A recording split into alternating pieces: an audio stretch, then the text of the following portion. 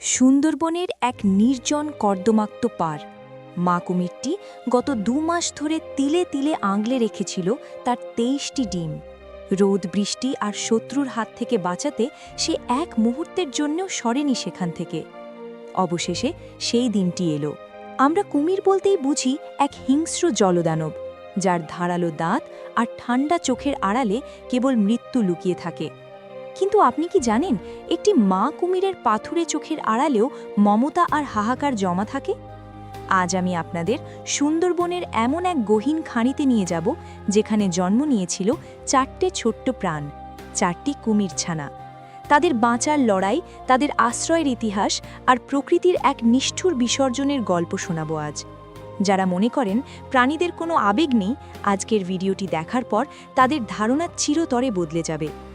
চলুন ফিরে যাই সেই অতীতে, যেখানে জলের নিচে লেখা হয়েছিল এক রক্ত ভেজা ইতিহাস।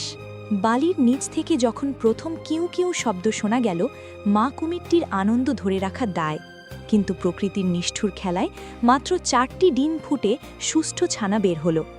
কালু, ধলু, চটপটে আর শান্ত, এই 4 ভাই বোন প্রথম দেখল সুন্দরবনের সেই আদিম রূপ। মা কুমিরটি তার বিশাল চোয়াল দিয়ে পরম মমতায় একে একে 4টে ছানাকে তুলে নিল মুখে। না, গিলে ফেলার জন্য নয়, বরং তাদের নিরাপদ আশ্রয়ে পৌঁছে দেওয়ার জন্য। যে দাঁত দিয়ে সে বড় বড় মহিষকে ছিঁড়ে ফেলে, আজ সেই দাঁতগুলোই হয়ে উঠল 4 ছানার সবচেয়ে নিরাপদ পালকি। প্রকৃতির কি অদ্ভুত লীলাখেলা! সৃষ্টির সবচেয়ে ভয়ঙ্কর চোয়ালের ভেতর আজ শুয়ে আছে সবচেয়ে অসহায় 4টে প্রাণ। তারা জানে না সামনের দিনগুলো তাদের জন্য কতটা কঠিন হতে চলেছে। সুন্দরবনের এই বিশেষ খাঁড়িটি ছিল তাদের বংশ পরম্পরার বাসস্থান। শত বছর ধরে কুমিরেরা এখানে ডিম পেড়ে আসছে, কিন্তু মানুষের লোভ আর লোনা পানির বেড়ে যাওয়া সেই ইতিহাসকে পাল্টে দিচ্ছে। হঠাৎ একদিন বনের নিস্তব্ধতা ভেঙে গেল যান্ত্রিক নৌকার গর্জনে। চোরা শিকারীদের নজর পড়ল এই গোপন আশ্রয়। মা কুমিরটি তার বাচ্চাদের নিয়ে গহীন জঙ্গলে লুকানোর চেষ্টা করল, কিন্তু মানুষের লোভের সামনে প্রকৃতির মমতা বড় অসহায়। সেই রাতে আকাশে চাঁদ ছিল না, ছিল শুধু টর্চের আলো আর গুলির শব্দ। মা কুমিরটি নিজের শরীর দিয়ে আঙলে রেখেছিল তার 4 সন্তানকে।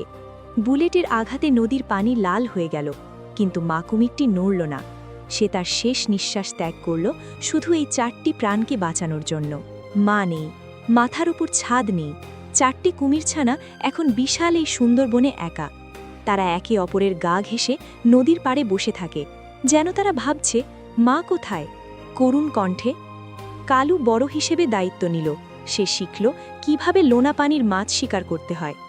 ধলু আর চটপটে সারাদিন কাদা খেলে কাটায়, কিন্তু শান্ত সব সময় মায়ের গায়ের গন্ধ খুঁজে বেড়ায় সেই কর্দমাক্ত পাড়ে।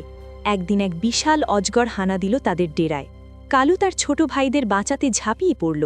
সে জানত সে ছোট, কিন্তু তার ভেতরে বয়ে চলছে সেই মা কুমিরের রক্ত।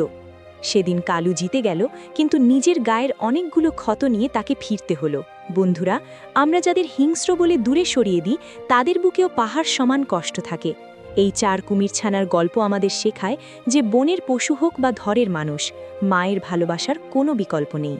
আমরা যদি আমাদের প্রয়োজনে এই বন্য প্রাণীদের ঘরগুলো কেড়ে না নিতাম, তাহলে হয়তো অনেক মা কুমিরকে তার বাচ্চাদের চোখের সামনে মরতে হতো না। প্রকৃতি বাঁচলে আমরা বাঁচব, আর এই অবলা প্রাণীরাও মাথা গোজার ঠাঁই পাবে।